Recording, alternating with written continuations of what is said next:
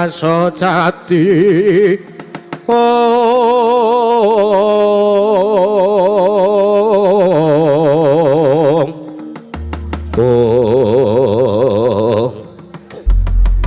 tan kawusa manjing puntune gumpit sanggar sangarum karo ganti kocap sang Hyang Manik moyo sang jagat Girinata ngawi sang jari para durandara teng kayi pangan Suraya.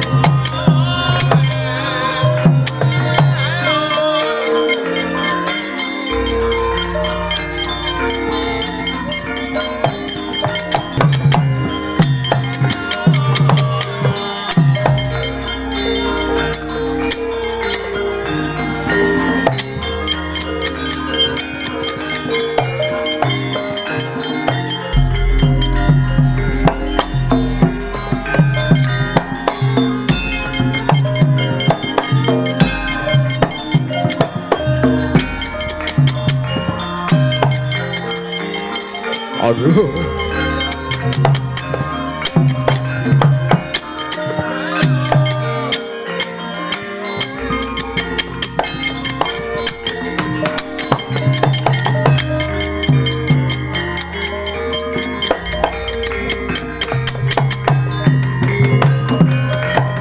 Ridung mawon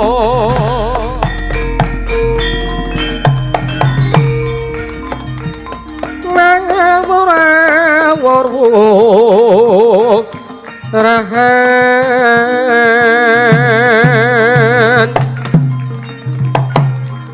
tengarane ngae juret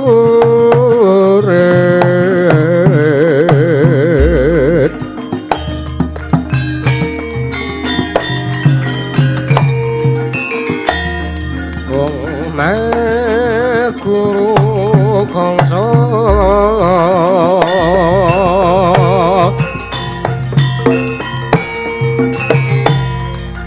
tata kaya tulo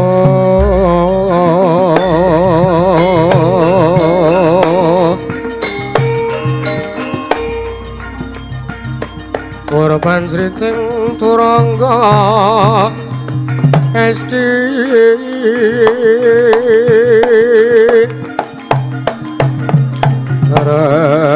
rakata ingkang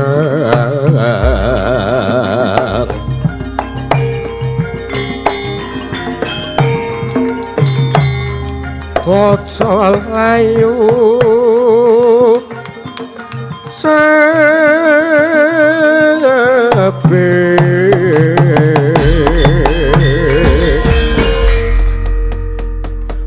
Mas Musida Kakang Nerjo Kakang Resi Kaneka Putra ngah mreken sang karo dayang pak mbok bolong ali codhe sapa sing gawe di punapi dubi kula tampi malan paduka mangadi pramesti Bathara Guru wonten ing Bali Mardi Gundha Manik wonten ing Kayiwangan Suralaya menika wonten wigatos menapa Sartanipun badhe paring dawuh menapa dene jeng ngandika Mang Pikulun Adi Pramesti Bathara Guru ngawih sarta nglempaken sanggening para wadyabala utawi para durandara para dewa wonten ing Kayuwangan Suralaya menika. Kakang Narada punawi sakmangke kula dipun timbali dening Kakang Semar Badranaya wigatosipun supados Bagong anggenipun kepingin bangun desanipun menika dipun sembadani dipun udaneni dening ingkang rayipun Manikmaya. Lho sebabipun kados pundi? Kula nyuwun katresnan Tedela panjenengan menika paring pangandikan menapa sebab ingkang raking sithik pangudal-udal menika dereng tanggap tuwin dereng mangertos babagan lampan sarta lalampanipun Kakang Semar tuwin lalampanipun Bagong tering Madyapada. Kakang Narada menawi sakmangke kula dipun suwuni wujudipun pelemper tangga jiwa dening Bagong atmajanipun Kakang Semar Badranaya ingkang sakmangke Bagong anggadhahi gegayuhan kepingin bangun desa sepisan Bagong kepingin bangun papan ingkang magrung papan ingkang endah ingkang trep kagem pagesanganipun para kawula sak padhuan pring apus ingkang angka kalih Bagong kepingin dandosi pangkartinipun para kawula sak padhuan pring apus sak mangke supados langkung reja langkung ayem ayom tata titi tentrem raharja tias bagya mulya sak mangke nanging Bagong matur bilih wonten syarat srananipun inggih menika piyambakipun badhe kelampan anggenipun bangun desanipun waton sakmangke ngagem syarat srana tumbal inggih menika pun wujudipun pelemper tangga jiwa ingkang sakmangke badhe dipun pendhem wonten ing satelenging pertapan Pedukuhan Pring Apus. Ladalah perkensang warudayeng. Tumuli sakmangke mboten sawigih ringa-ringa, tumuli sakmangke kula aturi maringaken wujudipun pelemper tangga jiwa dumateng pun Ponokawan Bagong. Kakang Narada. Punapi? Gandeng Bagong menika derajatipun namung titah semantah.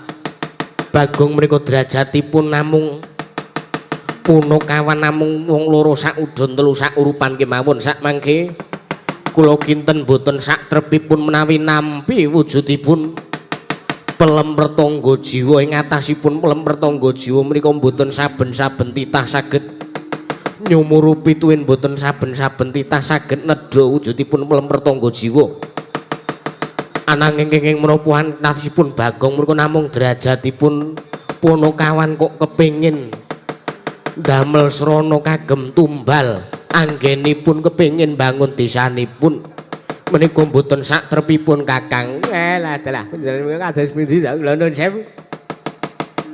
Dipun petang, dipun gelar, dipun kula mungkin mutaken lho. Bagong menika majanipun Kakang Semar Badranaya. Kakang Semar Badranaya menika Kakang Ismaya. Kakang Ismaya menika ingkang ngraka paduka piyambak menawi jeng andika mboten maringaken ateges panjenengan menika mboten tresna kanat maja panjenengan piyambak. Jalan Bagong menika majanipun Kakang Ismaya. Kakang Ismaya menika ingkang ngraka jenengan menika dipun anggep om kaliyan Bagong menika. Mening panjenengan menika anak ponakan Bagong kalih panjenengan menika niku jenengan niku ngaku anak kalih Bagong. Nanging boten sak trepipun Kakang.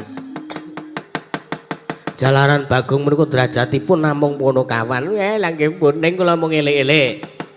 Mung elik-elik nek samangke ngantos wonten murinane Kakang Semar sing meksa supados sakmangke panjenengan maringaken wujudipun pelemper tangga jiwa dumateng pun Bagong kinarya srana mbangun desa. Dandani pangkarti dandani morale para kawula sak Pedukuhan Pring Apus kula mboten tanggung-tanggung kula mboten melu-melu perkarane. Malah sakmangke gandeng Bagong sampun wantun dumateng ingkang rayipun Manikmaya. Sakmangke kula nedya paring pidana dumateng pun Ponokawan Bagong. Ladalah iki lak malah saya edan kanane kaya ngene iki. Kuwi jenenge paring pidana menapa? Paripaksa purun boten purun. Bagong kedah kula pidana wonten ing kula cemplungaken wonten ing kawah Candra Dimuka Kakang. Agate sanggabirangku rinanggul kinempit-kempit dosang retnaning bawana.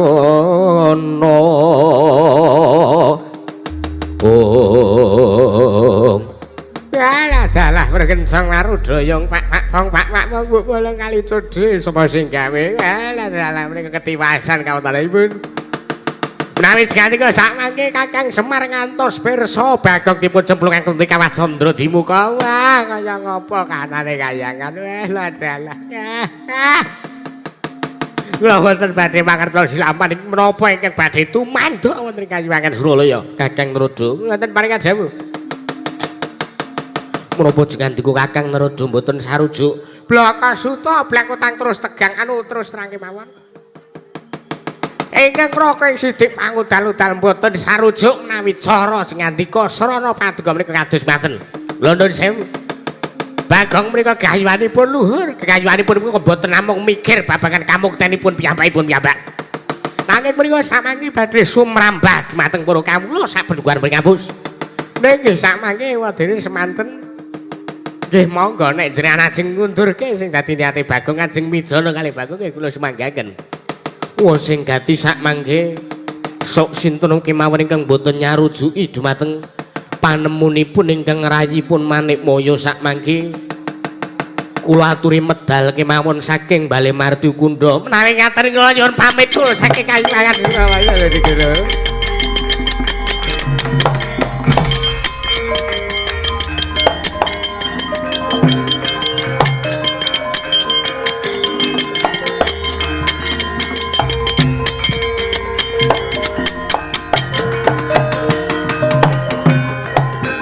Yana Dewaya nuntuna wangabrang tias padha sar-saran mangimba-imbalo Kayuwanganmu sawela gringging.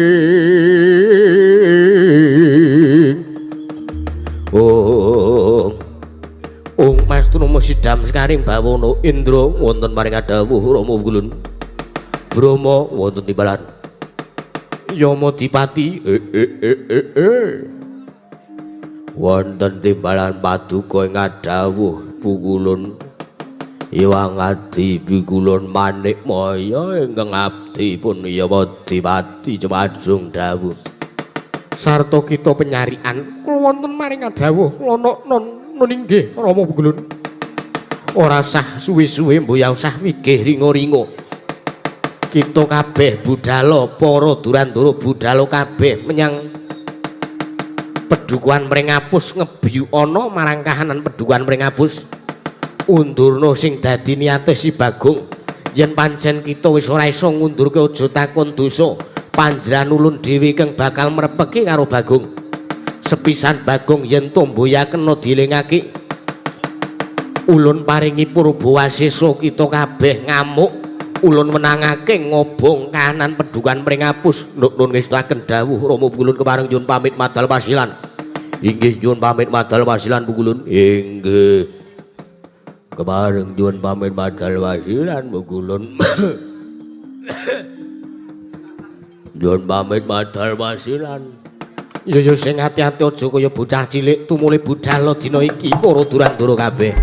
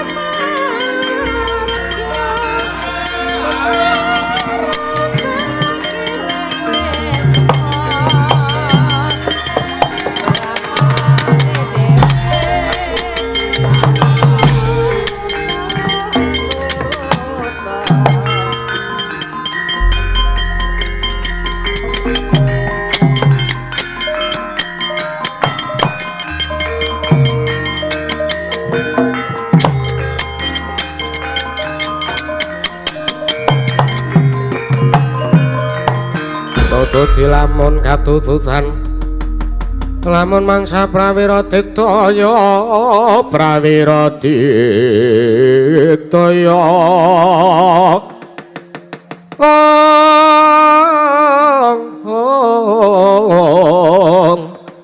ronang kono magawe gelari weng-weng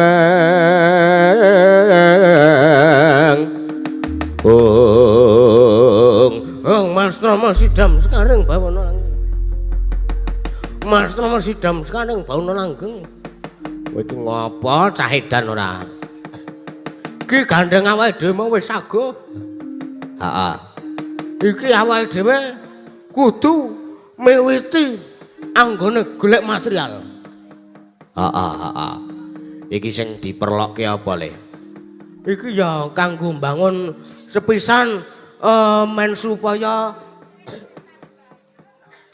sungai Oya utawa kali ning Pringapus kene iki tetep steril. Sepisan aku arep ngedeke WC umum kuwi mau. Lah iya. Sing diperlokke apa wae? Ya mesti wae kloset. Angka 2 wesi. Ya. Wesi sing ukuran ora usah gede-gede. 20-an wae. Waduh. Ora usah gede-gede kok 20. Bendrat ukurane 29. Waduh. Terus apa neh? Terus apa jenenge bagel ukurane 45. Walah iki piye? Terus seng ukurane sing apa dawane 3 meter kali lebare 2,5 meter. Terus lawang. Nah lawange ngukir dhewe wae. Ya, sing jelas kudu kayu mani wis. Jati wis yakin kok. Ya, heeh. Pesane bose. Ya, heeh. Tak kon ngukirke. Tak ukir dhewe mengko. Heeh. Terus apa meneh? Terus ana esel. Esel lawang. Kuwi engko ya nganu dhewe, soalé lawange engko aku pengangkahku ki ukurane iki dhuwure iki dawane 4 meter setengah. Terus ambane kira-kira 3 meter setengah. Kuwi engko wis dadi apa wis amat nek misale do kebelet bareng engko dadi siji iso. Lah ning apa ya kelakon nek kaya ngono carane kelakon wae to wis to. Nuruta cangkeme Bagong. Wis to. Ora sah wigih ringa-ringa. Ki mengko nek ora gek ndang mangkat, slak toko bangunane ki tutup. Kono kewan Bagong aja lunga lho kowe kemanan.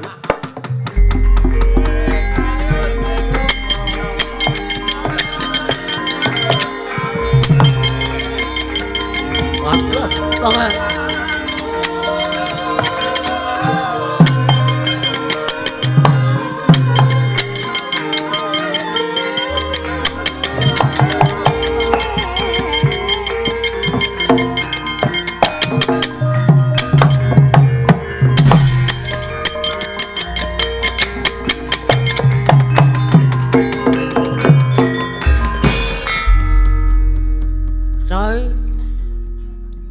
Keparat mboya tata krama mboya basa karo dewa. Wah, dewa ta, Mas? Iya. Waduh. Dewa orang. Heeh, aku ero. Sapa? Pukulun Penyarian. Oh, Pantara. Pantara. Pukulun Penyarian. Ora, kuwi ya sekretaris kaya. Lah iya, nek Carik iki sekretaris. Lah iya ning beda. Beda karo Carik Dadah Bayu beda. Oh, nggih. Bekti kula konjuk pukulan sinten? Ulun pukulan Penyarian. Nggih, Pak Carik bekti kula konjuk Pak Carik. Aja belawanan sing dadi ucap. Bekti kula konjuk ulun. Ya ulun tampa pangestu ulun namanana. Nggih, kula pundika jimat. Enten apa kok sajake rengu pasuryane? Kok sajake rengu laras slendra pathet menyura. Iki kudu langgam ya nyok. Nyok kono arep nglagon rengu kok nek gara-gara sak karepmu dhewe. Iya iki wigatine ana apa iki merepeki karo awake dhewe. Enten wigatos napa, Ulun? Mangerti aku dinawan dening Kanjeng Rama pukulun Manik Maya supaya dina sak mengko ngrangket karo kowe. Lho. Iki watuk tenan ora? Pak Ipung. Wah, jejele sego wareg kowe.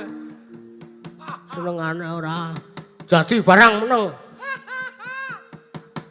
Aku dinawon dening Rama pukulun Manik Maya supaya ngrangket karo kowe. Ngrangket kula wigatine. Merga kowe wis wani karo Rama pukulun Manik Maya, kowe bakal dipidana. Dicemplungake ana ing kawah Candra Dimuka Bagong. Wela.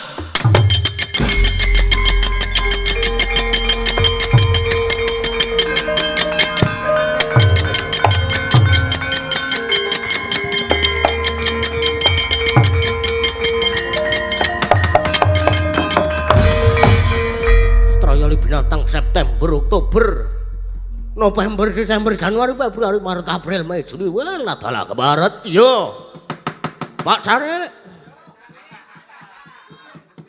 Ojo dumeh kowe iso dadi dolop njur sewiyah-wiyah. Ora gelem apa ya jenenge ora gelem melas karo kawula cilik. Kowe tak nggone sorjan. Tak taleni ndasmu nganggo iket neng panggung guyu bareng entak turun derajat keparat kowe aja blawanan ucapmu lho kowe Bagong. Aman kula niki janjane niku pengen bangun desa ning kalih Kang Rama niku mboten oleh ming merga derajat kula niku sing kaya ngeten niku. Lah sakniki mang tonton gelang kula Mas, kalung kula Mas, rai kula lapis prada Mas. Niku mboten bahan-bahan lho niki. Lah kok ajeng dipidana niku salah kula napa? Klerumu merga kowe wani karo Rama pukulun Manik Maya. Lah kula niku wani enten sebabe. Sebabe Rama pukulun. Kok melu Rama pukulun ta? Kowe iki ditata sik omongane. Pukulun Manik Maya niku kepengin napa nggih ngundurke niat kula mongko jujur kemawon blaka suta blak utang terus tegang. Blaka suta blak utang terus terang. Hah? Blaka suta blak utang terus terang. Ora tegang. Ora. Wah, urung ya. Lah ya urung. Biasane nek esuk. Lah iya wis lah. Blaka suta blak utang terus terang kemawon. Niat kula niki kula lakoni luhur. Merga kula niku ora menggalih babakan kamukten kula piyambak. Ning kula niku nggih menggalih kamuktene kawula sak peduan kula. Lah nek jenengan ajeng ngrangket kula ming merga sampean bangun miturut karo pukulan Manik Maya ndak bisa. Ora mung sak geleme dhewe kowe ra. Lho, Ra sapa antara care. Iki carike semanu rene njur engko kapolseke. Ndi antenane kene di sana. kowe ora sak geleme dhewe kaya ngono.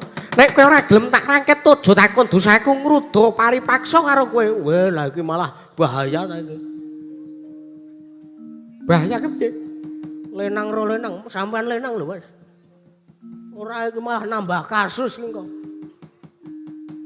Padha karo jenengan ngendika nek kula ajeng mangrudo paripeksa niku jenengan ateges ajeng memperkosa kula.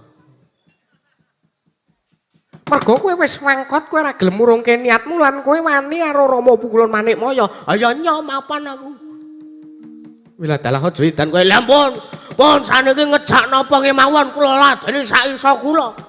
Lena pangindam tetep buak dadamu kok loncat nyawamu kowe iki lho ora Bagong.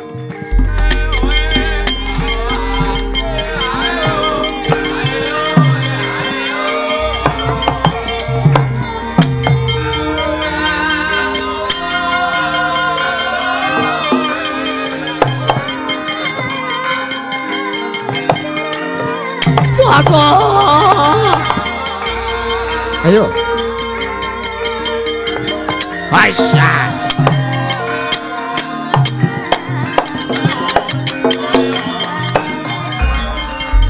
Kose tak benake jam.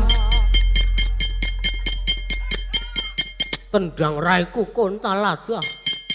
Penting ora Penting ora apa-apa. Ora apa-apa wah jan aku cah ampuh. Aku diunek-unekke bojoku ora masalah. Jane dionek-onekke aku dinesani ora masalah. Waton sehat waras, reng urip tanpa pawitan ora njaluk ora ngeki dagang tunandum bathi ngono. Lah iya. Nek apa jenenge? Bathine sapa sing didum ngono kae. Ya. Nek tuna sapa sing sing dibakul apa? Lah iya. Kowe arep nandangi dewa? Tandangi. Ya. Kayak aku weruh eneng dewa papat rene. Waduh. Aku sing cilik nandangi cilik. Terus Petruk nandangi Bathara Brahma. Aku cilik nandangi cilik Pak Carik Arintaka. Anu arut antara. Penyarian kowe mau Weh, iya ya, heeh. Pukulan penyarian tak tandangane, wis. Karo pukulan Nedra, wis. Aku loro kuwi, wis. Terus bar kuwi Petruk pukulan Brahma. Siap ta, Tru? Siap. Aku siap-siap, aku sangu ember tak iseni banyu kebak. Lah iya. terus bagianku Bagiamu pukulan Yamadipati. Mutiar. Kuwi dewa paling bahaya kuwi. Paling bahaya. Lah aku nek wani karo kuwi kurang-kurang bedane bedol nyawaku ae. Ayo kepiye carane kowe iki gondeli kaya ora. Oh, wis kena. Wis. Sengane ora. Wis kono tandang ana. Aku tak nandangi loro kae. Dewa cilik-cilik loro kae. Ora jabut nyawamu, ora ya karepmu. Sak karepmu wis kono tandangane dhewe. Aku ya arep nandangi pukulun Bathara Brahma wis. Sukses ya, Le. Sukses matamu Gus. Senengane kok kaya ngono ranjuran ora. Wah jan wis iki piye iki nek ora njaluk saran karo Bapang Semar ora bakal lunggul jroning paprangan. Sak tandangane sak isaku wis.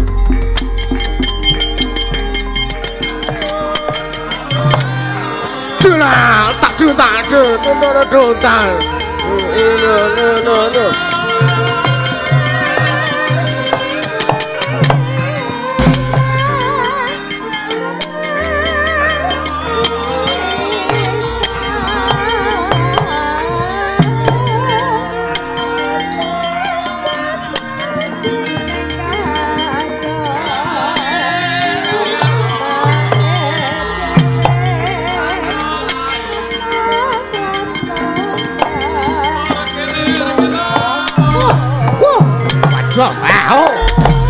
ayo wah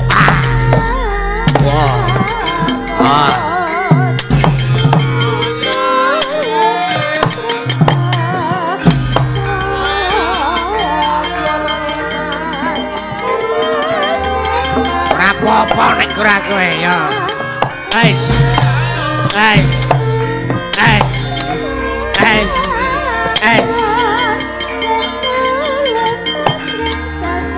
ayah engkau hanya hurinya hak ayah jaho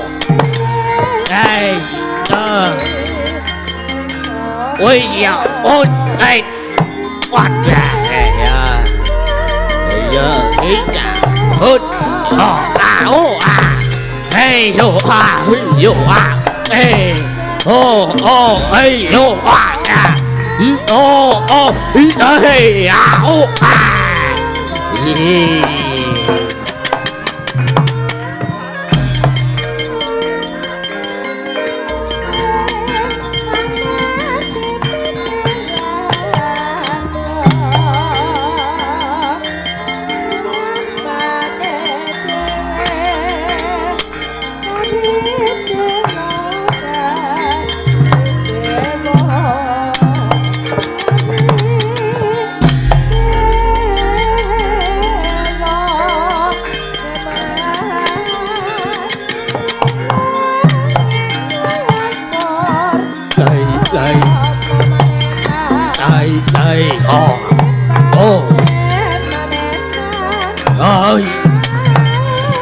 Cendra Kulon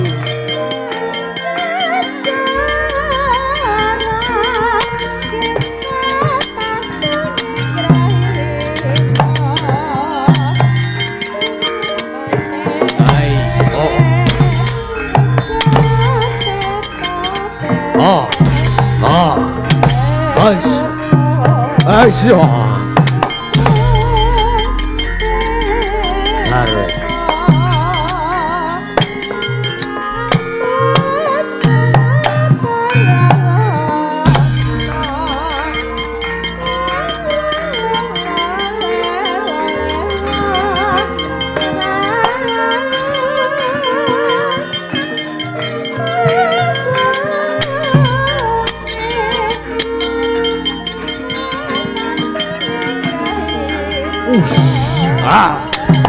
Ora apa-apa ya.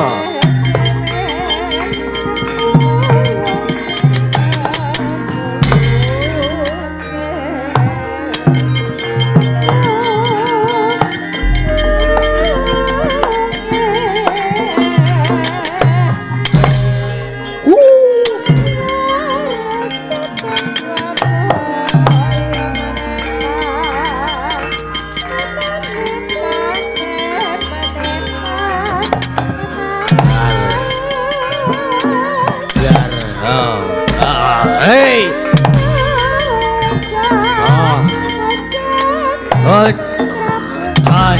Antem diajamu Chandra. Yo. Hei, yo.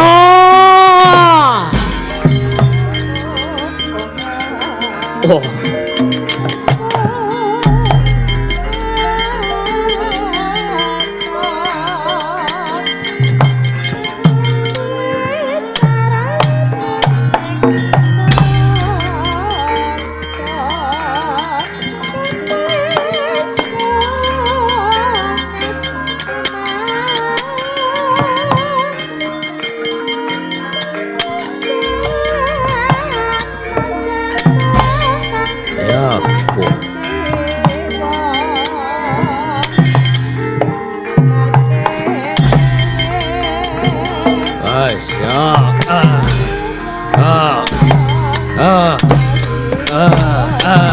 Iya.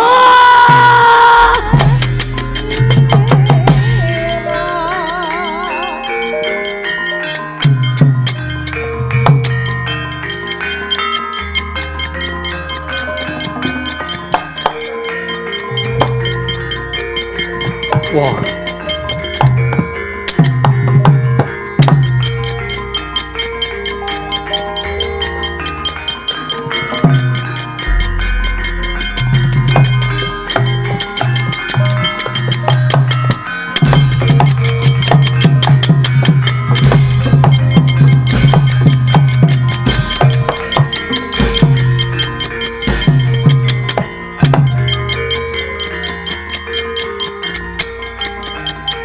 Darwe kobong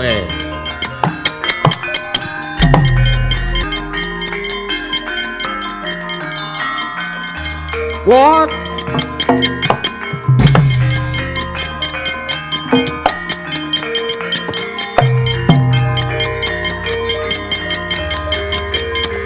Hop! Hop, hop, hop, hop, hop, hop, hop, hop, hop. Oh iya.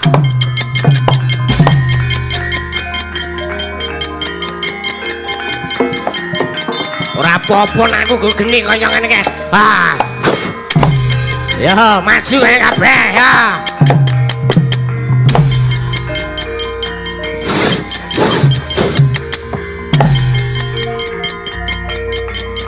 Kaya ngono kok wedi ra. Wo, iki tak cepaki kaya ngene. Oke.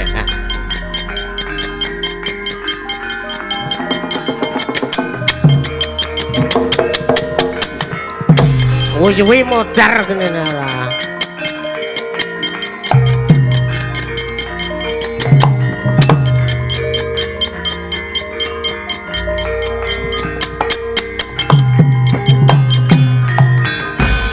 Dar wae ora. Dewa bubar mawut ora karo-karuan. Nang aku wedi karo geni wah karo geni kok wedi. Biasane wae iki sok karo gegene. Wedi ngono kok wedi jirih men wong bendina ya nyumet rokok itu. Ane rak beda le, genine iki beda. Wes panas ora sebaene. Ah jajal tak lenget cengelmu ngene. Bendina ngobongi cangkem karo geni kaya ngono kok wedi. Haleng beda rasane iki mergo ora padha. Lah iya. Aku lak wis omong nek semua iki kabeh. Lah iya. Weh. Kae tandi kono kae. Wis aku ora melu-melu kae bagianmu mau kok. Waduh. Truk. Apa? Gah guys tandi kono. Waduh, truk iki kula nyomo dipati.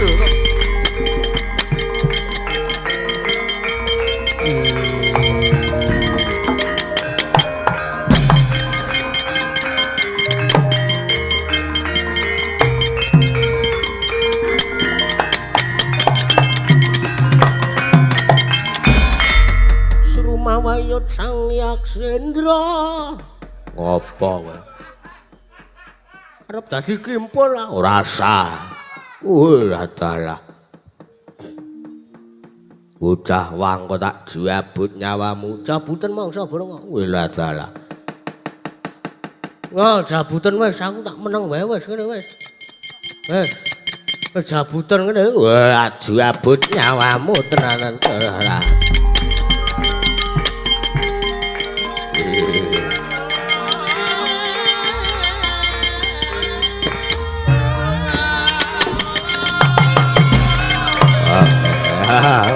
Oi.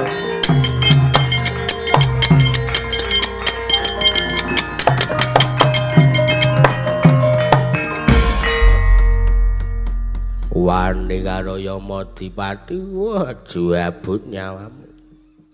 Ak jabut ket wulu rumbumu sisan kowe. Ayo mangsa burung ora iso nglawat kowe. Kuandramu tak gawa tak aturake wang mikulun manik maya aja takon dosa. Kowe dipidana dicemplungke ning kawah Candra Dimuka tanpa pangapura. Duh, kesemute welah dalae jan.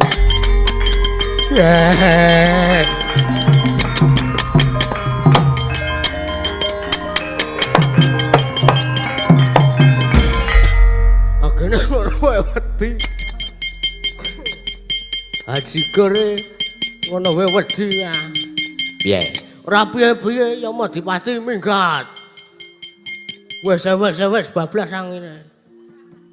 Kaya entut. Lah iya. Tok apake adik kowe dijabut nyawamu ora apa-apa. Wah aku ngempet ambekan. Oh. Apa mungkin arep dijabut ki ngempet ambekan men ora krasa jabut. Ngono dadi arep jabut ki ngempet ambekan, jabut ngono kok ora krasa. Semono uga nek nancepke barang ngempet ambekan ora krasa ditancepi. Dadi ki apa penjiwaane ki kok ki oleh. Lah iya. Nang ya kuwi beda rasane. Beda. Sak bar-bare kuwi beda sebabe mergo ora padha wis diomong kok. Wes nek ora wis diwedo bubar mawon. Lho. Sapa ya kowe? Endi? Wah, lah kae ketok pukulan manik moyo mrebeki karo awake dhewe. Matur bapak kene ora matur bapak. Ketiwasan iki. Lah iya.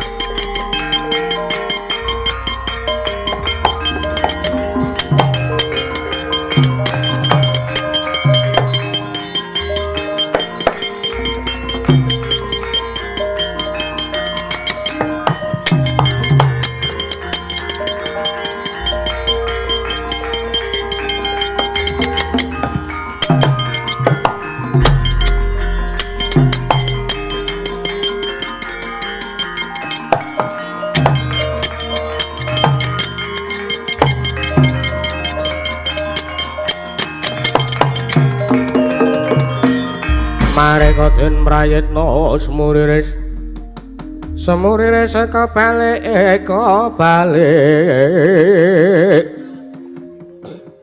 Dityane Gandayani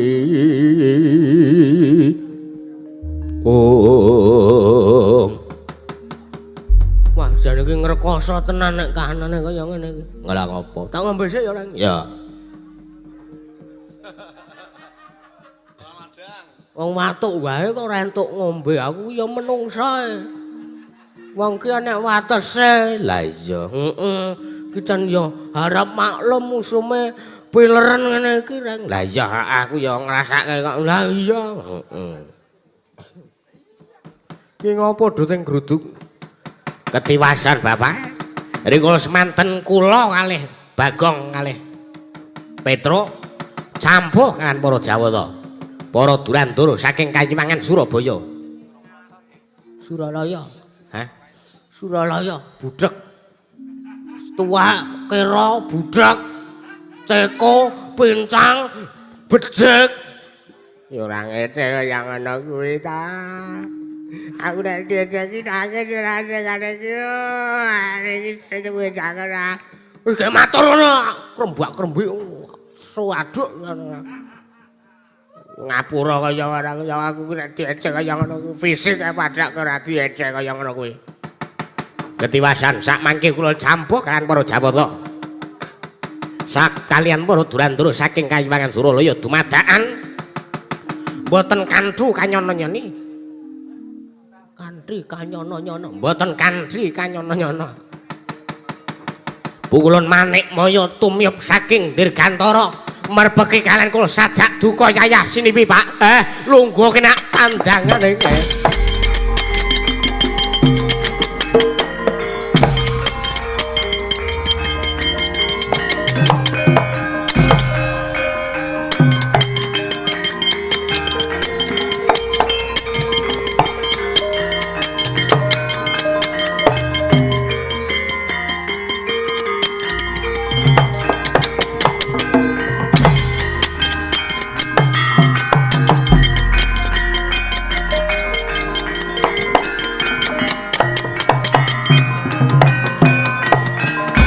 Mareka den prayitna semuriris kebalik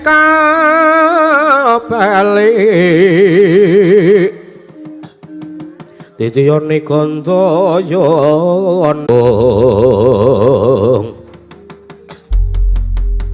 Bathara Guru arep ngapa? Mas Trama Sidam Sekaring Bawana Langgeng Kakang Semar. Kriston temen ing atasipun Bagong menika namung derajatipun Manakawan teka wantun ngobrak-abrik barisaning para Jawata. Ngobrak-abrik barisaning para Durandara saking Kayiwangan Suralaya. Ya kuwi lho. Wong ki nek nyedhit Hus. Nyedhit kae lho moh lho, pelit kan medhit, nyedhit ora. Wong ki nek pelit, wong ki nek cedhil dijaluki ora gelem kuwi kaya ngono kuwi. Kakang Semar, piye? Hukumipun titah gesang wonten ing Madyapada menika menawi takon disauri. Nek takon wis takon disauri. Dene takon boten disauri nggih sampun. Sami kemawon kalan Bagong menika nyuwun ngampil wujudipun Mlemertangga Jiwa. Bagong sampun nembung kelawan ingkang rayipun Manikmaya nanging menawi mboten kula paringi nggih sampun. Mboten sah meksa. Ning kuwi ngerti ora to? Iki ora menggo mukti Bagong dhewe. Ning iki dienggo mukti kabeh kawula sak pedukuhan mring apus ora ming mikir awake dhewe. Nanging mboten saged Kakang. Bagong menika derajatipun namung Punakawan. Wah, bocah kok ngayale. Njur karepmu kepiye? Bagong badhe kula boyong wonten ing Kayiwangan Suralaya. Badhe kula pidana kula cemplungaken wonten ing Kamah Candradimuka. Mergi sampun wantun kelawan kula, Kakang. Gagatri sanggabirang urinangkul kinempit-kempit. Dosang reknaning bawana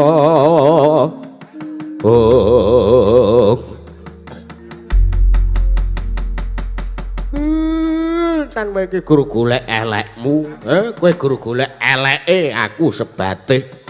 Guru golek eleke aku, golek eleke anakku, bojoku kabeh. Yo, tak turuti sing dadi karepanmu, Ning aku njaluk ya Manikmaya panjenengan nyuwun kados pundi?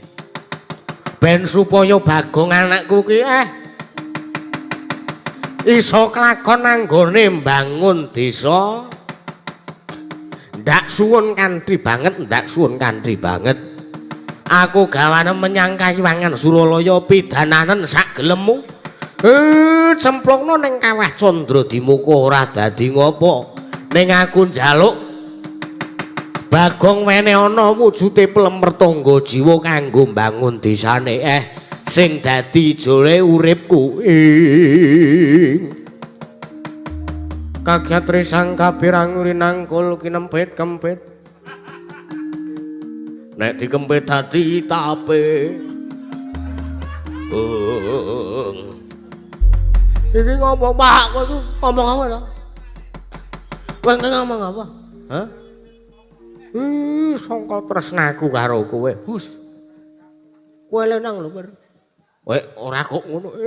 Sangka gedene lelabuhanku karo kowe, Dole, Aku ngiklasake pati uripku supaya dina sak mengko kelakon anggonmu mbangun desa. Wah, aja ngono to. Tak rembuke iki alon-alon. Cangkeme ora waton ngomong ngono kuwi. Ngon karo gawane ning Kayuwangan, pidananan ora ndek bapak. Kepiye kowe? Sing ngeteri anu apa jenenge sing ngancani aku gara-gara sapa? Padha ora menggarian pukulun kepiye? Jenengan ajeng beto bapak. Ya pancen kuwi sing dadi pintane bapakmu. Lan panjenengan ulun pancen sarujuke kaya mangkono. Nggih mun iki mang beto. Ning saurunge ngoten kula tak matur. Pak, saurunge bapak mangkat ning Kayuwangan. Sertifikat lemah BPKB kabeh tanda tangan ana sik. Surat wasiat. Dadi mengko ki ora rebutan. Ki bocah edan yong. Wong tuwa kok senengane padha nggo dolanan ora sah ketanggungan. Aku yo gedhe lelabuhanku tumrap Bagong. Kula sak mangkilalana suka penggalih kula. Kula tumut bapak kula diboyong teng Kayuwangan. Iki ya ngapa? Bojomu kon ngepek aku iya ngono. Lah entah senengku, entah aku ora tau metu, gur ning omah wae. Wadoke ora mikir kowe bayar tenaga wae iki rene ado-ado ki rameng nganggur kowe. Wadoke ora senengane ora. Pak. Suarane Petro. Heeh. Ora usah ketanggungan, aja ming kowe karo Gareng. Aku tak melu ning Kayuwangan. Aku lelabuhanku gedhe karo Bagong ora ming sewiyah-wiyah.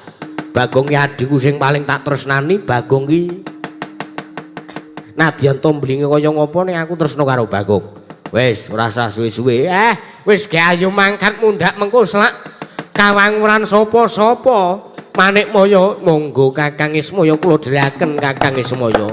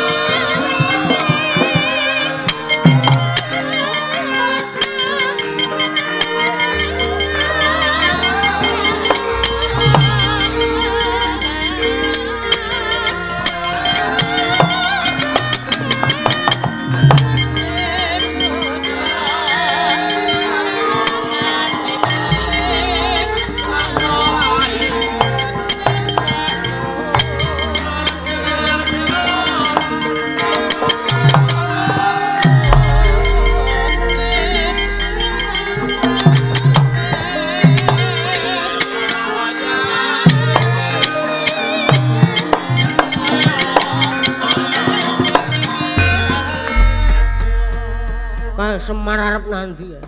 Wis tak omongi, bapak ki lelabuhane karo ki gedhe.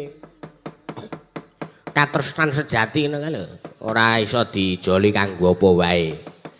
Mula gandeng lelabuhanku ki uga gedhe tumrap kowe, men kowe pamrihe kowe iso mbangun desa. Lilanana aku njaluk pamit nyusul bapak lho ning Kayuwangan. Heeh. Mbah aku melu ora sah kowe ndak ora sida mbangun desa, mung mergo kowe dicemplungi ning Kawah Candra-Dimuka wis. Lianono aku njaluk pamit titip anakku, titip bojoku. Semono uga aku titip anakku. Truk. Bojomu ayu lho. Kowe ora getun kok. Ora tak getuni ngopo. Aku ki lelabuhanku gedhe karo kowe. Purantawati ki tau kek aku. Wah kek wae. Wah, jan wis ora ayune ngedawe-dawe. Tenan kaya sing dari Kandlingo. Kowe iki senengmu kaya ngono ora, tunggoke bojone ora padake ora. Wah wis wah jan wis. Ning kok saiki iki arep ngopo to tujuane? Wis yakin engko Bali. Bali aja nganti engko saurunge jam 2 lho. Siap wis to, wis santai wae. Mengko nek orang urung nganti jam 2 kowe ora bali, aku gur dhewe lah aku gara-gara wis gampang. Engko entenono nganti aku jam 2 ora bali, ketakon ndasku nek nganti aku baline telat. Wis ya wis. Iki tenan lho iki. Heeh. Lho, kok aku ora penak ati kurang? Ora penak sebabe. Bapak arep ngopo ya? Kan mau wis omong. Heeh. Nek bapak arep dipidono utawa bapak arep dicemplungi ning kawah Candra Dimaka, mengko Iwang Pikulun Manikmaya maringi wujude pelem retangga jiwa diparingke kowe. Supaya kowe kelakon bangun desa. Lah, pamrihku aku melu bapak merga gedine lelabuhanku karo kowe. Wekasan aku ngiklaske pati uripku supaya kowe sira samengko kowe kelakon bangun desa le Allah kang gareng. Wah.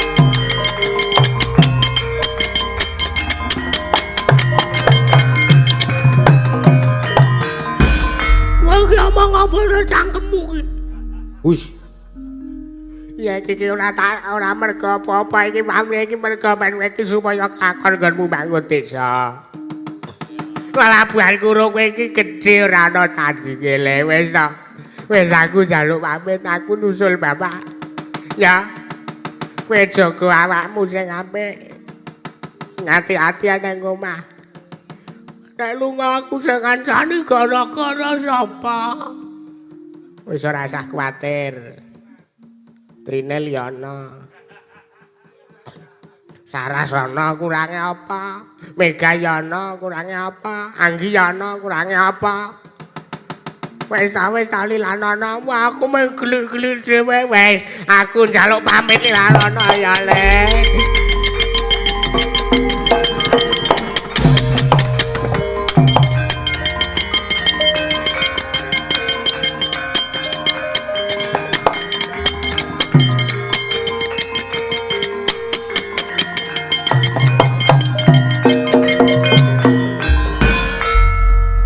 Arep lunga ora ngapa njaluk pamit yo le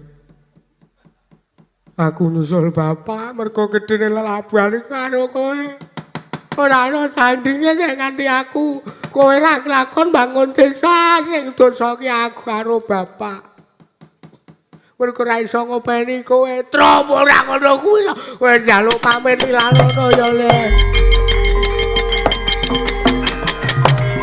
Wah!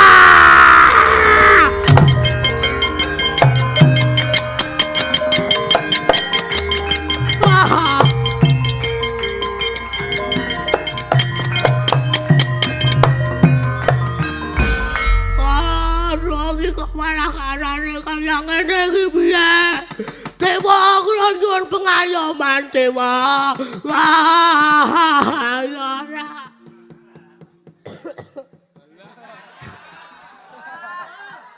Kanan Sungkawa isih sidok nek watuk. Alhamdulillah. Entuk surat warisan. Kamangkono ora gek ndang tak palsokke tanda tangane bapak. Ora ora ndang tak dol mengko aku ora sugih-sugih. Nek tak pikir-pikir kok kebangetan men aku ki anak kok ndek pakarti kaya ngono karo wong tuwa ya. Tak goleke srana. Supaya bapak gareng karo Pedruk mengko bali yang Madyapada ora sida mati. Ning kepiye ya? Nggonku berpikir ki blas ora cemerlang. Apa mergo ora ditunggani Elisa? Iya. Wah, jan wis iki kudu. Wah, kok sike bapak ki jare akeh sing ngendikake nek bapak ki ndek sedulur. Bapak ki tunggale 3. Anu 2, 3 ket bapak. Sing siji Tejamaya utawa Togog. Wah, sak sowan rono wis ora sah suwe-suwe sowan ning Togog wae wis. Lah ning tuku tiket kapal ning endi ya wajan wis mulangi wae wis ora masalah.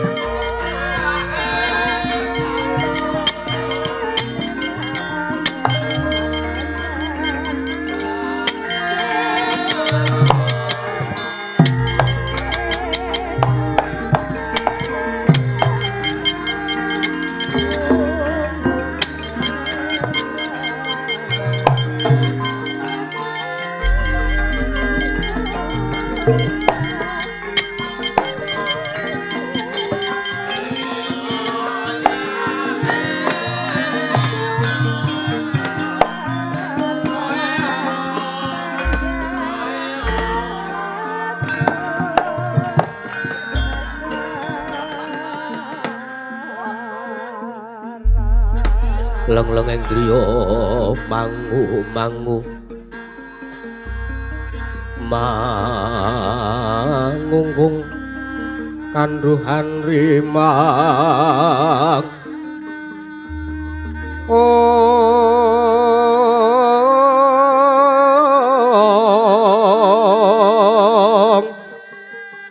lelena tanpa kenen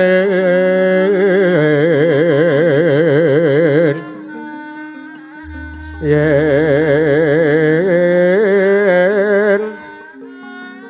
ten tulus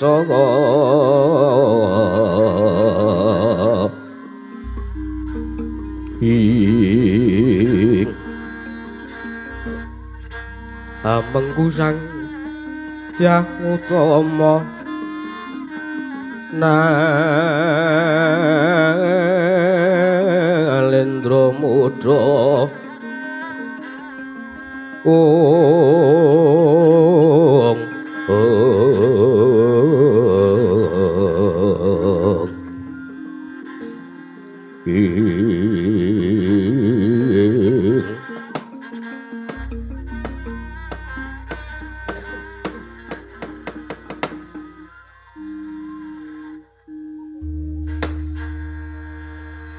Lung. Wis suwe aku meng ngelamun to ket mau. Lah iya. Aku ket mau ki ngenteni kowe nang kene iki kira-kira ya 15 jam lho, Gok. Wah, 15 menit kok 15 jam endah suwene nganti nglumut aku. Lah iya. Suwe tak enteni kok ora njur amang-amang ki janjane neng apa? Sing mbok pikir ki apa? Apa kowe kangen bojomu? Kae suwe ra melu. Kowe iki aja dipanyokro bawa sing ora-ora. Njogo perasaan kowe iki lho. Wis nyatane iki. Wong ki beda-beda, Kak. Gak. Lah iya mergo ora padha to. Lah iya. Orang semetu kabeh. Kan aku ya wis omong. Lah iya. Ora janjane ning apa kowe iki ket mau kok ngejak aku supaya tengok-tengok eneng kene iki wigatine apa? Bareng aku melu kowe manut kowe kok kowe malah gur kendel wae kowe ming ngelamun ming nyawang usuk. Kowe Ki sing tak pikir apa wis ta ora usah suwe-suwe. Nek ngelamun ki kok ndak kang selupan ora prayoga kedadeane. Yo. Lah iki ngene, Lung. Kepiye? Telung bengi wingi iki. Telung bengi kepungkur. Kepiye? Dilo-dilo watuk ta Gok kowe iki Gok. Oh, ora apa-apa. Monggo aku ngrasake sumuk kaya watuk wae nang gulu rasane.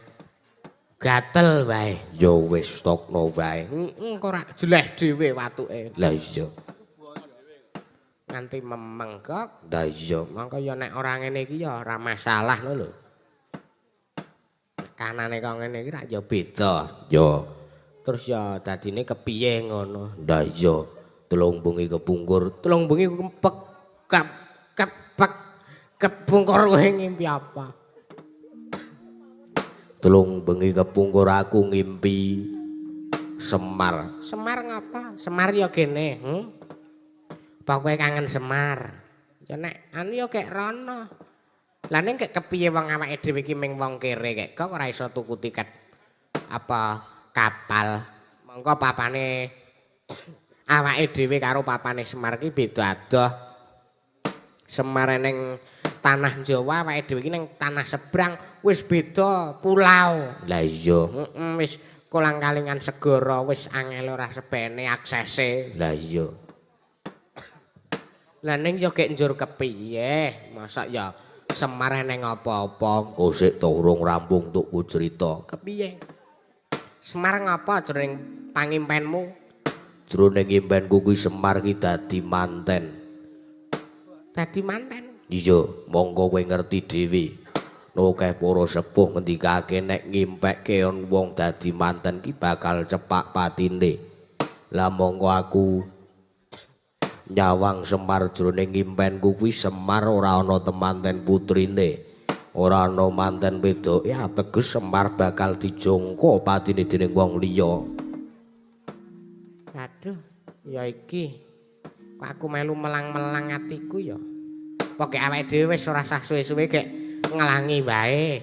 Ning ngelangi piye sing iso ngelangi meng aku. Kowe paling meng kerem kegawa ombak. Kowe ku Tapuk sendal cangkemmu. Ya ora njur anarkis ngono kuwi to. Karepe sapa-sapa arep ditapuk nganggo sendal. Lah kowe ku wong aja ngocaya ngono kuwi. Lah mula kuwi aku ora weruh.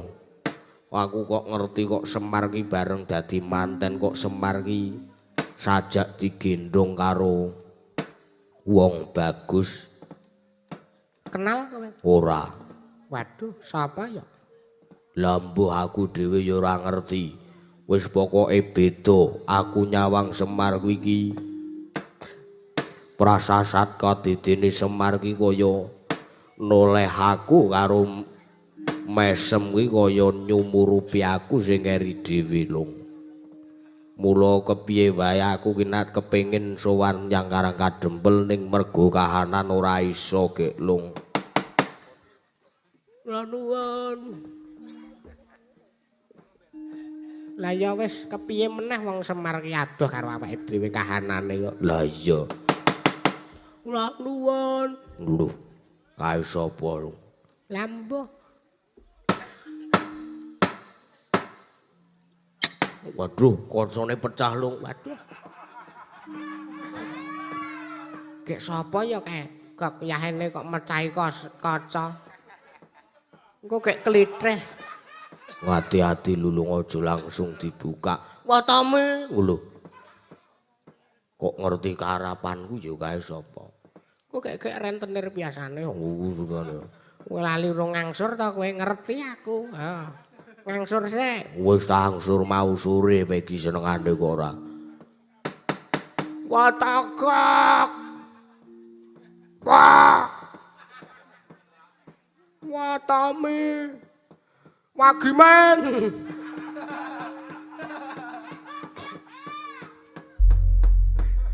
Marianto. Dijati bukan lawange. Wah iki kanane ketiwasan bon ribut. Ah jan iki dikancing bareng kancingan lho. Sapa to kae iki? Sak anake jeneng wong kok disebut kabeh. Wah! Wah Togok iki aku anakmu. Kok sik kok kaya suarane Bagong. Kayake iya. Ning arep ngapa ya masa ya arep golek utangan. Golek utangan matamu kuwi. Wah keras iki, keras wae yahene padha ora. Iki bukaan aku arep matur wigati tenan iki senengane ora. Iki bukaan. Ya tak bukake wis ora. Wis gak rene gak disrepoki lasem gak dibuka kaya ngene iki ora.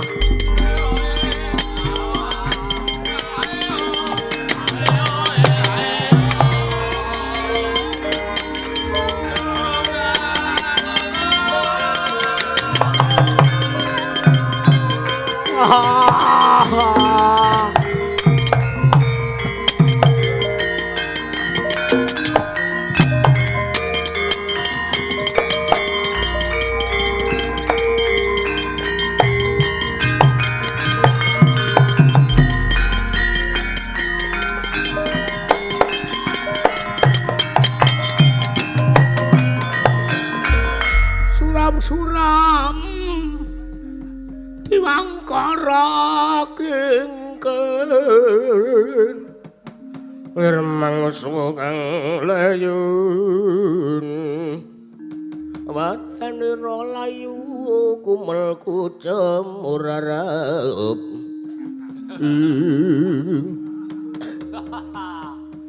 Iki ngopo? Ah jan wae ketiwasan. Lho kowe ngopo kok saiki sandanganmu kaya ngono suwe ra pethuk? Iki modern. Ajigore dongene isih ning usum watuk barang. Ayo wis tak kira nek mengen ning tlatah Sabrang tok gelo iki mbilung nyintrit angka 11 Gundulmu. ya ning kesunyatane kaya ngono. Iya ning rasah diomongke. Wah iki ngene wis blaka suta slak watuk-watuk. Ngerti apa? Kepiye? Semar ki digawa nang kayangan karo Bathara Guru. Sepisan saurunge aku duwe kekayuan. Aku kepengin bangun desa, lah ijole nyawa ki Semar. Nggonku bangun desa ki kudu nganggo syarat srana ya kuwi wujude pelember tangga jiwa.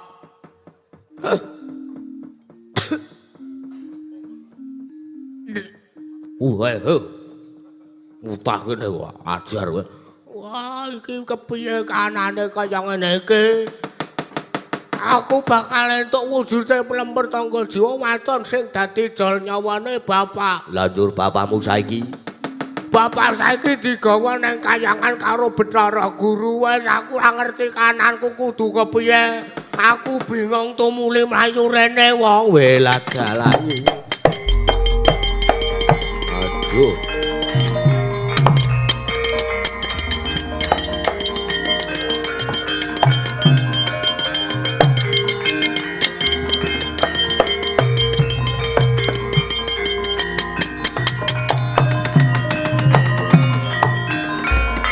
Waduh, Long.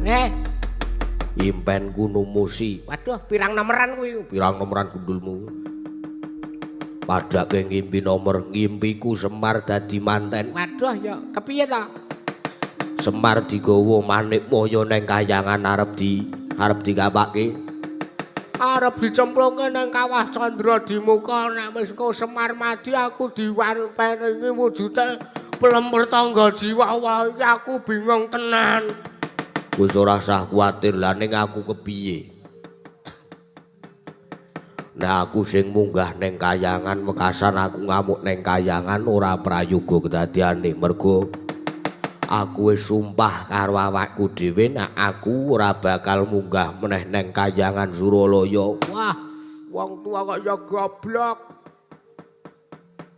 Mangerti urip neng kayangan wae to lho. Lah wis kodrating Gusti pepesthane Gusti aku kudu dadi kaya ngene. Lah ning kepiye wong sirancas gegayuanku ki men Watagok. sing munggah ning kayangan ngamuk njaluk baline bapak karo gareng karo Petruk. Lah nek ngono kuwi jenenge kowe ora mbudidaya. Lah budidaya piye wong aku wong ora ngerti carane munggah ning kayangan Suralaya kaya lah kathekane. Wah kok senengane kaya ngono ki lho resi wong agek sedih ora rambut pathak sisan to. Waduh, Lung. Piye ya? Ora lah kathekane.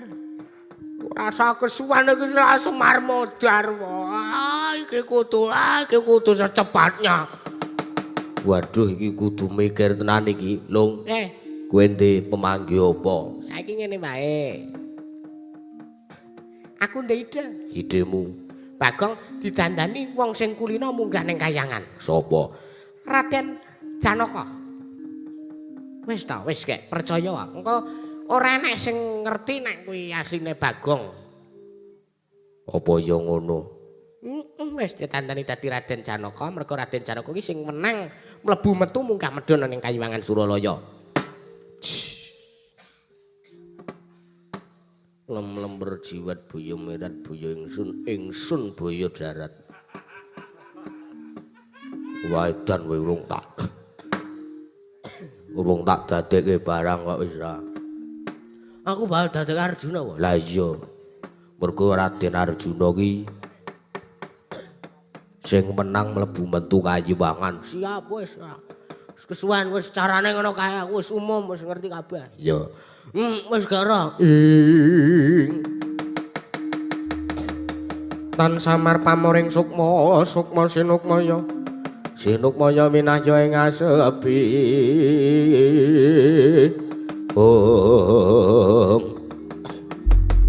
Sigra masing asemun sangki lurah Togog ya Lurah Catuguru.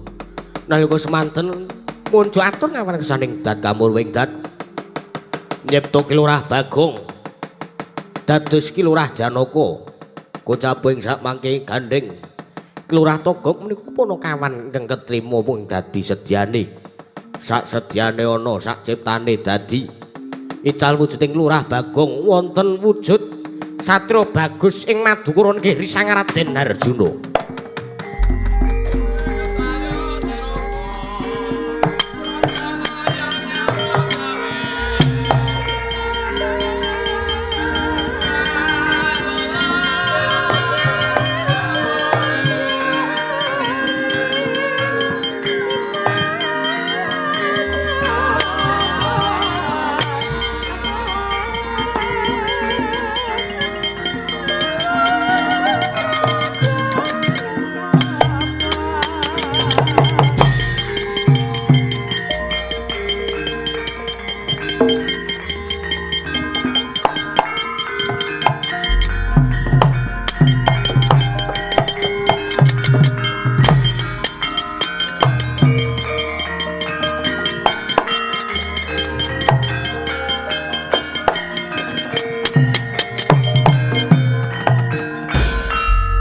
Wis ngene iki ora bakal kapanguran sapa-sapa.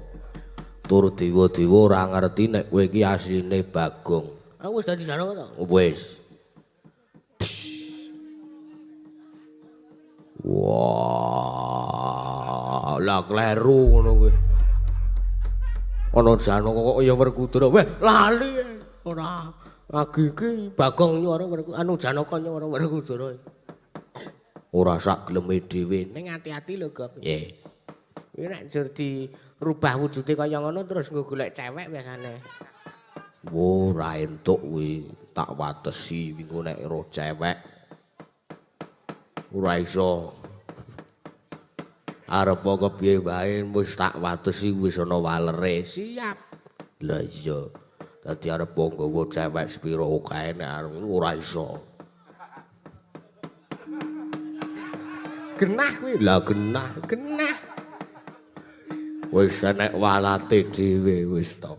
Wis nyantya wae iki engko arep ngarat wedoan pira wae ora bakal. Ngene. Tenan ta kuwi, Kang? Tenan wis aku ora tau ngapusi. Aku bagus, Kang. Bagus. Lem-lem berjiwat boyo merat rada diunggahke sithik. Lem-lem berjiwat boyo merat. Nah, semene iki. 6 larasane. Agiki nang Janaka Watu. Lem-lem berjiwat boyo merat boyo ingsun sen remet dadi ndika. Cahayu anu cahayu. Garwaning pun Kakang Siadi cah anu cah ayu manutusun pundhut garwa ndak rewangi samudra marang keluarga garwa lan peputra cahayu lewat ginjeng alis muwe tak kekir najan wis ling serius wak-wak isih mampu ngladeni sliramu mongko kowe bocah kulo wis gek kono cakepan sesideman malah diapalke ora wiladala bilung iya esprek wotogek utawa togok nun lingguh ngisor kowe kualat inggih ngestaken dawuh Ndara wonten paring timbalan napa aku arep menyang Kayuwangan Suralaya lajeng teng pundi arep turut mbabar sarisik lho lekas ta wis santai wae wong ora iso santai wae kinggo ki ora bakal sukses nek wong wis tak waleri wong wis tak batesi arep ngono ora bakal. Aku arep jelajah dhisik. Ora arep golek-golek kepiye-kepiye Semar ben Modar ora masalah. Ora kena nek kaya ngono wicarane. Gawen butamap. Dalane tutupen kabeh. Yo wis engko gampang wis anggere ora ngono. Anggere ora iso wis aman. Lah bingung le arep ngayahi kepiye kaya. Togek Don Drawuh wis aku njaluk pamit. Togek piye anu wonten dawuh. Kae jamu apik. Nggih, Den. Lah pripun? Aku seneng kae tak jilihe. Arep tak gadhekke tak nggo sangu nyang Kayuwangan Togek. Kayangan apa kayangan? Kae mau. Wis ora usah suwe-suwe aku njaluk pamit budal menyang Kayuwangan Togek.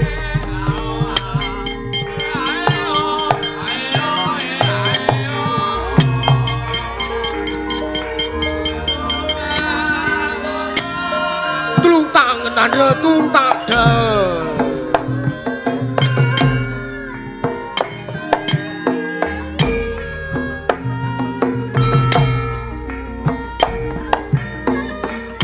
Tak tung gentung, dudu.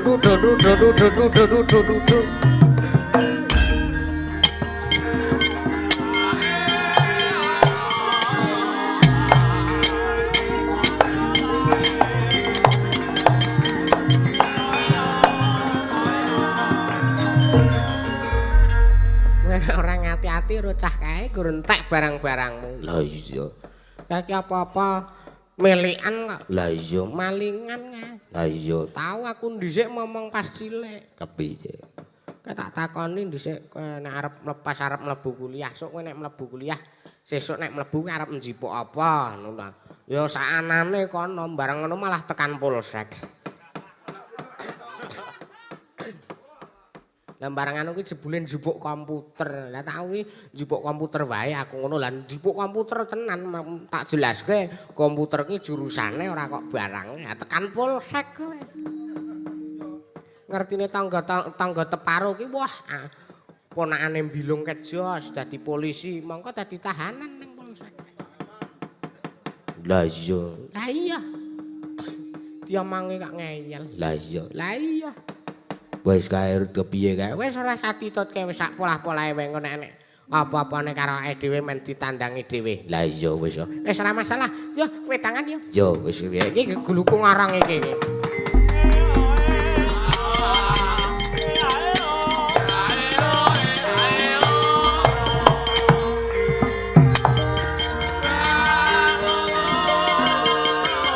dhewe-dhewe wae.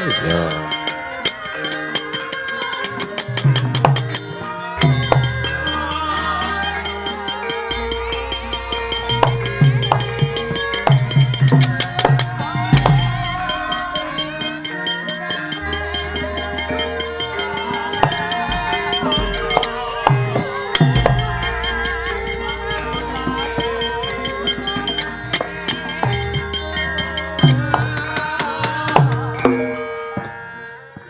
Kocap kacarita nalika semanten anenggih risang bagus Raden Arjuna ingkang kedadosan saking Kelurah Bagong sigra ngalamun ing cipta menggalih babagan ingkang Rama anenggih Kelurah Semar Badranaya kados pundi to kawontenanipun wekasan tumiyup saking Dirgantara mboten ngertos sangkan paraning bilahi anenggih Sang Hyang Bathara menang ingkang sekawit mlebet wonten anggening Sang Bagus Raden Arjuna ingkang kedadosan saking Kelurah Bagong dadosaken sekti kalintang jayaning perang Sang Raden Arjuna ingkang kedadosan saking Kelurah Bagong kula wau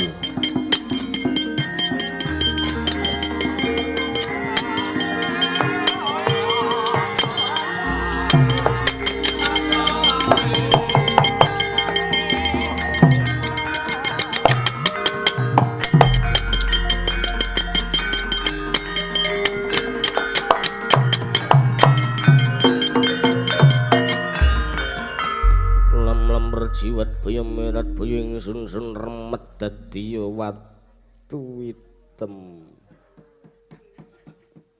Wah. Wong ilahing sekaring bauna langgeng wiladalah. Aja takon dosa diuran nuduki ana ngendi jenenge Kakang Semar Badraya. Aja takon dosa.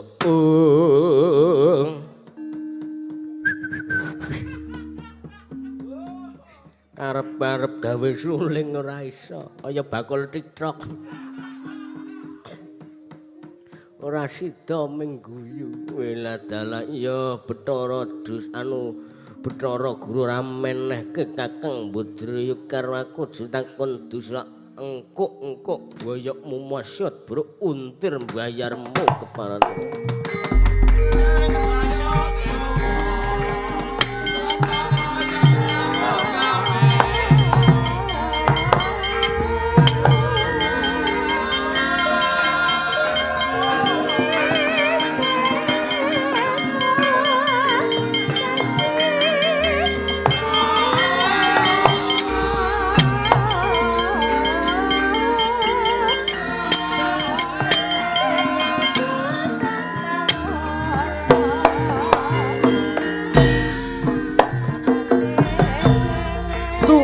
Tu tak jelas.